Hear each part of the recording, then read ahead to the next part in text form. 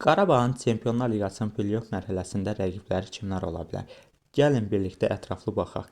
Çempionlar Liqasının liqa mərhələsi başa çatdı. Artıq ən maraqlı mərhələlərdən biri olan play-off mərhələsi bizi gözləyir. Bu mərhələdə Azərbaycan futbolunun flaqmanı Qarabağda yer alıb. İndi isə əsas sual budur.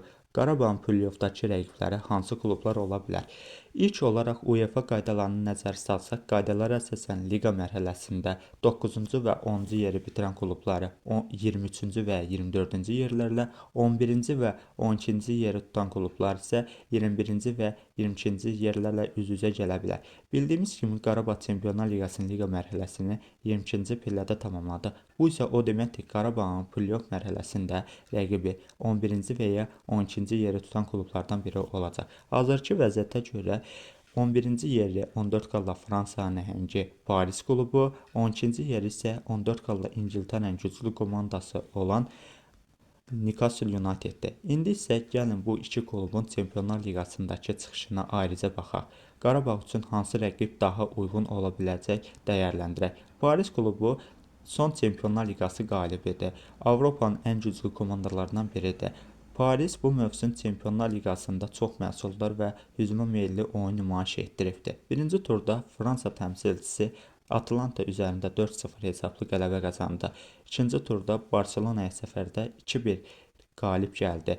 Üçüncü turda Almaniyada Bayer Leverkuseni 7-2 hesablı darmadağın etdi. Dördüncü turda isə öz meydanında Bayern Münihə 2-1 hesabı ilə uduzdu. Beşinci turda Tottenham qarşısında 500 hesablı qələbə qazandı. 6-cı turda Atletico Bilbao ilə 0-0 hesablı heç-heçə oldu və 7-ci turda Sportingə 2-1 hesabı ilə məğlub oldu. Son turda Newcastle United ilə 1-1 hesablı heç-heçə qeydə alınıb. Paris bu mövsüm Çempionlar Liqasında ən qolçu futbolçusu Vitinha olubdu. O 5 qolla fərqlənibdir. Parisin əsas üstünlüyü yüksək fərdi keyfiyyətə malik futbolçuları, sürətli hücuma və böyük oyun təcrübəsidir. Ancaq müdafiəsində bəzi boşluqlar buraxması Qarabağ üçün müəyyən şanslar yarada bilər. Digər rəqibi isə Newcastle United'dir. Sürətli və fiziki güclü komandadır. İngiltərə təmsilçisi Newcastle United Çempionlar Liqasının liqa mərhələsini çox stabil çıxış edibdir. Birinci turda öz meydanında Barselonaya 2-1 hesabı ilə uduzdu. İkinci turda Belçikada Union klubunu 4-0 hesablı məğlub etdi. Üçüncü turda Benfica'ya 3-0 hesablı ilə darmadağın etdi. Dördüncü turda Atletico Bilbao üzərində 2-0 hesablı qələbə qazandı.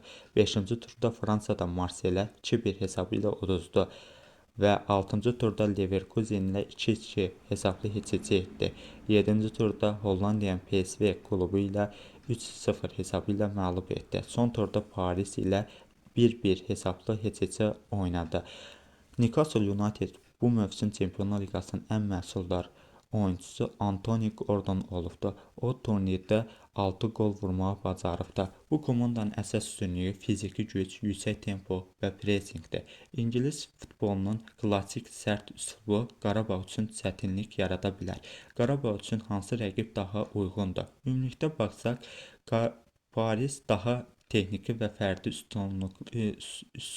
ustalığı yüksək olan komandadır. Newcastle United daha fiziki, sürətli və pressinglə əsaslanan oyun ilə seçilir. Qarabağ üçün hər iki rəqib çox çətin olsa da, taktiki intizam və səbirli oyun mübarizə aparmaq mümkündür. Xüsusilə ev oyununda alınacaq yaxşı nəticə hər şey dəyişə bilər. Sizcə Qarabağ üçün hansı rəqib daha münasibdir?